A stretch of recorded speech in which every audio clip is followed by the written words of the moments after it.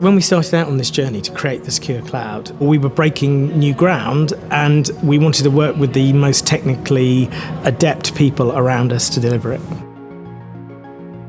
We had essentially an unstructured problem. We knew we needed to build the security cloud. We hadn't got any idea really how. We got a group of internal colleagues and also from our partners Accenture and Avanade in a room with a whiteboard, and over the course of a couple of weeks we brainstormed all of the capabilities that we were going to need, and eventually we came upon a design that we could actually build in the Azure cloud. Avanade were very much pioneers of cloud and EDF energy, so they provided us with that opportunity, and we've learnt with them as we've gone along.